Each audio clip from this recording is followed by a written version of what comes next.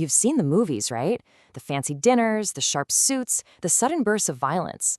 But what you see on screen, that's just the surface. Behind all that Hollywood flash is a dark, brutally structured career path. So how does someone actually become a made man in the American Mafia? Well, let's pull back the curtain and see what it really takes.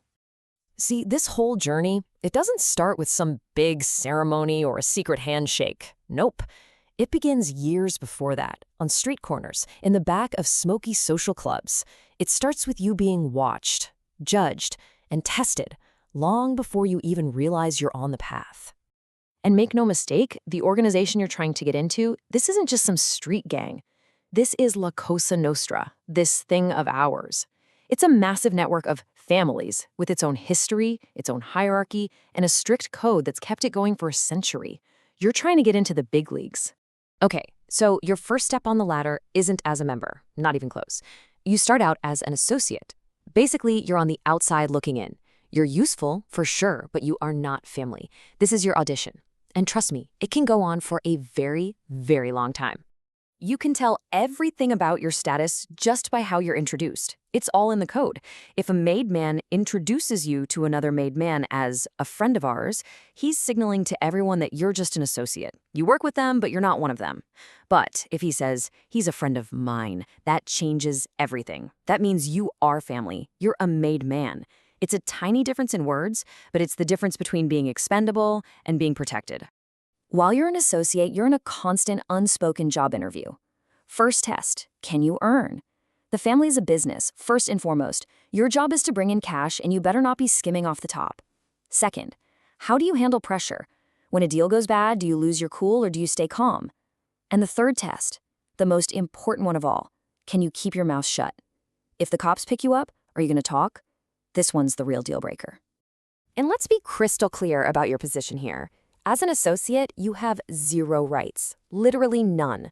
A made man can't be touched without a boss signing off on it. You can be taken out for any reason, at any time, no questions asked. The only thing keeping you alive is your sponsor, the guy who brought you around. So your job is simple: show respect, make money, and never, ever ask questions about the business.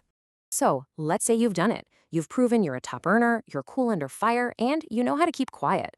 That's great, but it's still not enough.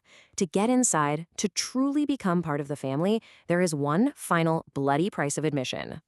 It's called making your bones. And no, that's not a metaphor. It means you have to carry out a sanctioned murder for the family. This is it. This is the final test. It proves you're not an undercover cop, and it proves that your loyalty is to the family above everything else, above the law, above God, above your own life. And this isn't some messy, emotional crime. This is business. You don't pick the target. You're given an assignment. Who, when, and where. Your job isn't to ask why. It's to be a professional. You have to be calm, clean, and efficient. No motion. It's the ultimate exam of your nerve. But you know, the test doesn't actually end when it's over. The most important part is what you do after. There's no celebration. You don't brag about it. You go home, you eat dinner, you play cards with your friends. You act like it was just another Tuesday. That's what proves you have the guts to live this life. You've paid the price. You've made your bones. Now, you wait. If the books are open, which means the family is actually taking new members, and your sponsor thinks you're ready, you'll finally get the call. It's time to get straightened out.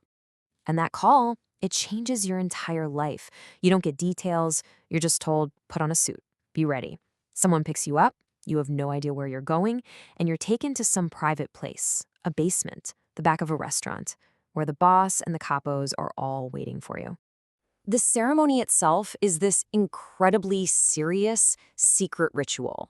First, the boss pricks your trigger finger, the same one you use to make your bones. A drop of your blood is put on a holy card of a saint. Then, right there in the palm of your hand, they set the card on fire. And as that card is burning in your hand, you recite the oath.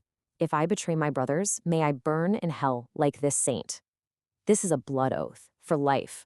You walk into that room one man, and you walk out something else entirely. You get in alive, the only way you can leave is in a coffin. Congratulations, you are now a soldado, a soldier, a made man.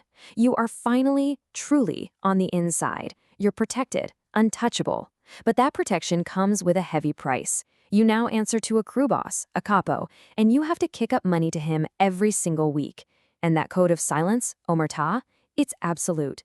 You are now part of this family forever. But listen, becoming a made man isn't the end of the line. Oh no, it's the starting gate. Once you're in, the only direction you want to move is up. And that next big step on the ladder is becoming a captain, a capo regime. So every family has this strict hierarchy, right? You start at the bottom as a soldier. You answer to a capo who runs your crew, and then above the capos, you've got the administration, the consigliere, the underboss, and at the very top, the boss.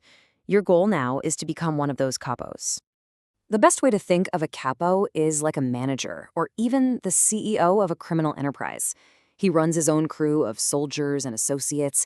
He manages their territory and all their rackets, and his single most important job is making sure a piece of all that action, the tribute, flows upstairs to the boss every week. But getting that promotion, it's not all respect and money. With more power comes a whole lot more risk. You're not just some soldier in the shadows anymore. Now you're a leader.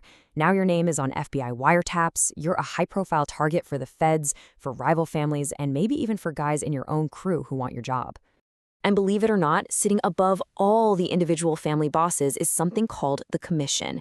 This is like the mafia's board of directors. It's made up of the bosses of the most powerful families, and their job is to settle disputes and basically keep the peace in a world that's built on violence. So think about it. You started as an associate, a nobody. You proved you could earn. You made your bones. You took a blood oath. You've clawed your way up the ranks, surviving rivals in prison time. And now you're a capo, a man of respect, a man of real power. But here's the thing about this life. Power is temporary. The higher you climb, the bigger the target on your back. There's no retirement plan here. There's no safety net. The fall is fast and it is brutal. So really, the only question left isn't about how you get to the top. It's how long you can possibly last before it all comes crashing down around you.